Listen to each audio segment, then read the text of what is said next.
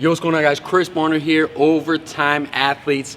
About a week ago, I made a video about how to program for speed, for if you guys are trying to get faster, and how you should design a program or the parameters inside of it.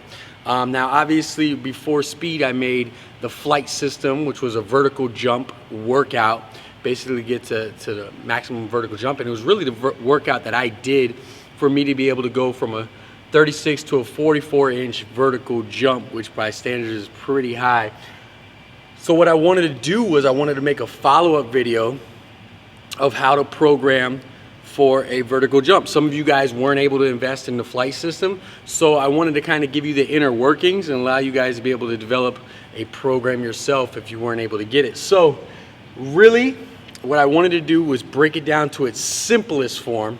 Now, obviously, it gets pretty complex within the program, but I want to kind of show you the 5 parameters that I'm focusing on with any athlete and kind of what I'm doing inside those parameters. So the first one will be mobilization, and this is just the way it sounds.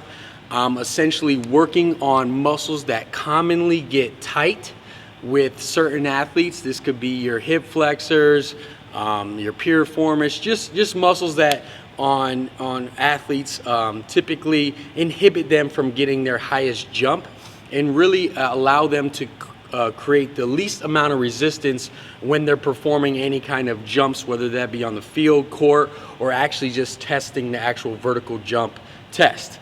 So this is your stretching, your warming up, and it's corrective stretching, if you will, for the actual vertical jump.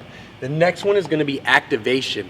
Now, anytime that you have a tight muscle, reciprocal inhibition basically is going to be when, for instance, if you have a tight hip flexor, you're going to have inhibited glutes. So while we loosen these and mobilize certain muscles, we want to go ahead and activate certain ones. And there's certain muscles that lie dormant in a lot of athletes that you want to begin to activate, such as your glutes. So a lot of time this one, activation, is basically learning and teaching the body to be able to fire those glutes.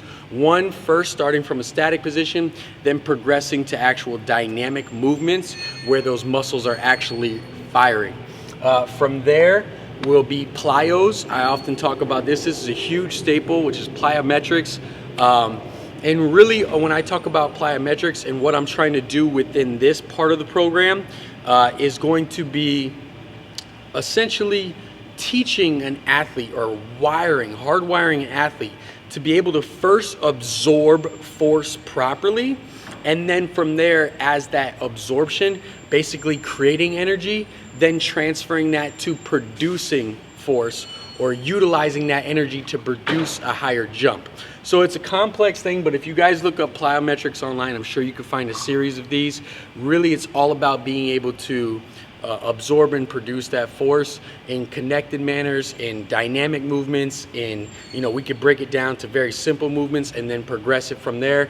But either way, try to have a linear progression of plyometrics, whether that be increasing the height of your jump or increasing the height of the depth that you're dropping off of, if you will. Next will be power, and the way that I'm going to phrase power is essentially taking a resistance or some form of a light load and being able to explode it and move that load as fast as you possibly can, and that's essentially what power is. This would be your light squats or your light squat jumps. You could have dumbbells in your hand and you're moving or doing some form of squat jumps where you're moving that resistance or against that load, but at a very fast, rapid pace. And then last but not least is going to be brute strength, and that's just overcoming as much resistance as possible, really being able to produce as much force as possible. And with this strength, I'll take it even further. I take a triphasic approach. I really think for strength, I've come across triphasic, and I've dabbled in it for a little while. And that's focusing on a block for eccentric, a block for isometric, and then a block for concentric. So really, that's the 5 parameters to developing any kind of vertical jump program. First, you want to mobilize, then you want to activate your body or the particular muscles that you're going to be utilizing. From there, performing a series of plyometrics, transferring from body weight plyometrics, jumping, to more power, which is overcoming a load or resistance as fast as you possibly can, and then finishing off with strength. Now obviously after strength you can go ahead and perform some auxiliary movements, some core movements, whatever it is. If you guys are wanting bigger biceps, you guys can obviously put in auxiliary and all kinds of supplemental exercises after that. But as far as vertical jump goes, these are the 5 parameters that I really focus on when developing a vertical jump program. That's it. I hope it helps you out. I'll let you next time.